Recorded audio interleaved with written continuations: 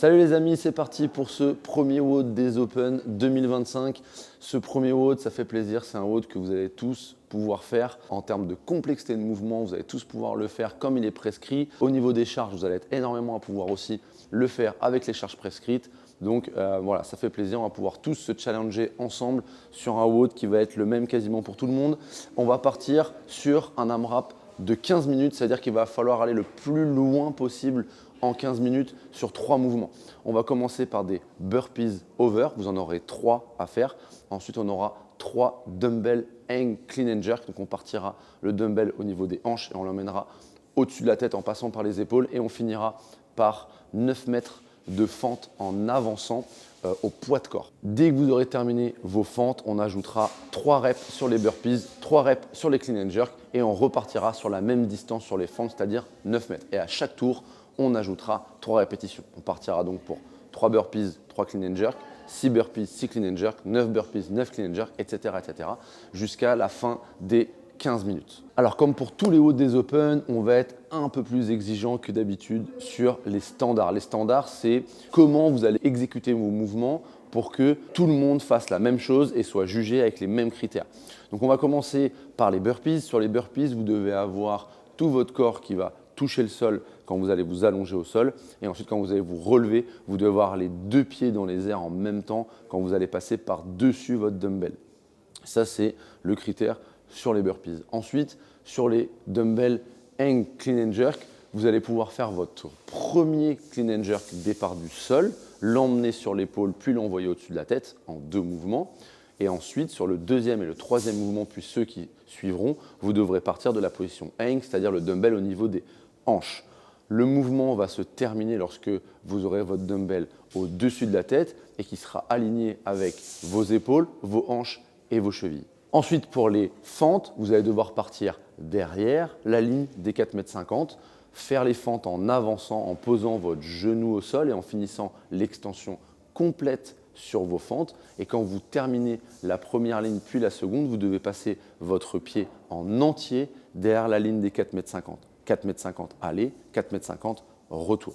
C'est parti pour les petits tips, les petits conseils qu'on va vous donner pour pouvoir être le plus efficace possible sur le WOD des Open et surtout prendre un maximum de plaisir. Alors le premier tip, ça va être un tip qui va être très basique et qu'on vous rappelle à chaque fois, c'est la gestion d'effort. Vous avez 15 minutes d'effort.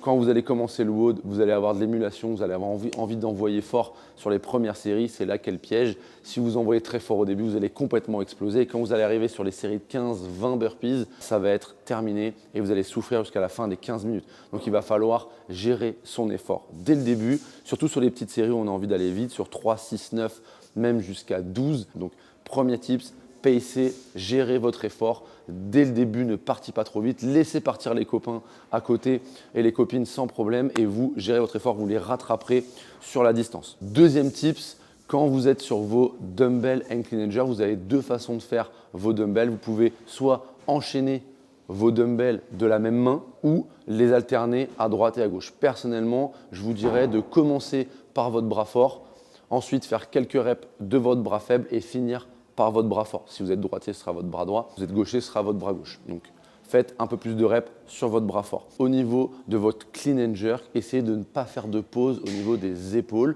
Plus longtemps vous allez avoir votre dumbbell dans les mains, plus vous allez être fatigué. C'est-à-dire que normalement, vous envoyez votre dumbbell sur l'épaule, puis vous envoyez un dip, c'est-à-dire que vous prenez l'énergie dans les jambes, puis vous le poussez au-dessus de la tête.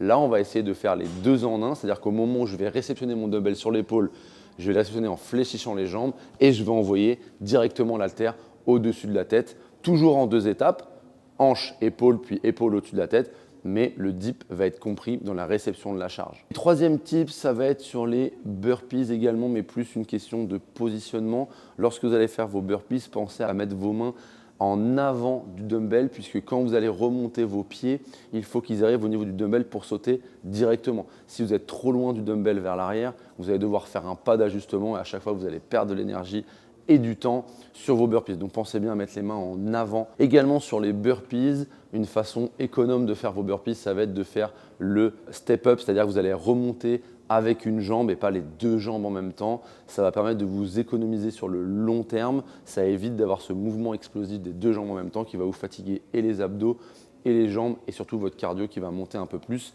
Donc pensez à faire un mouvement de step sur vos burpees. S'il y a un moment où vous allez pouvoir récupérer un petit peu votre souffle, ça va être très rapide, mais il faut en profiter, ça va être sur les fentes. Les fentes ne vont pas vous fatiguer, c'est un WOD d'épaule. Avec les burpees et les clean and jerk, c'est vos épaules qui vont brûler. Donc sur les fentes, vous allez pouvoir récupérer un petit peu, parce que ça ne va pas durer très longtemps. Donc profitez-en pour ne pas rusher, pour ne pas aller vite sur vos fentes. Prenez le temps de respirer et de réduire un peu la vitesse. Ce n'est pas là-dessus que vous allez performer sur le WOD, ça va être sur votre capacité à enchaîner sur vos burpees et sur vos clean and jerk sur les séries longues.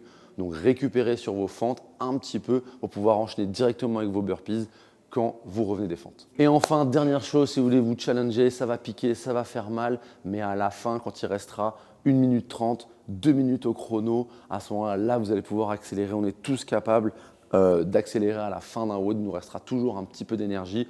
Donc essayez d'envoyer un peu plus fort. À partir de 2 minutes, vous allez tenir, vous allez aller jusqu'au bout. Par contre, je vous préviens, ça va faire mal.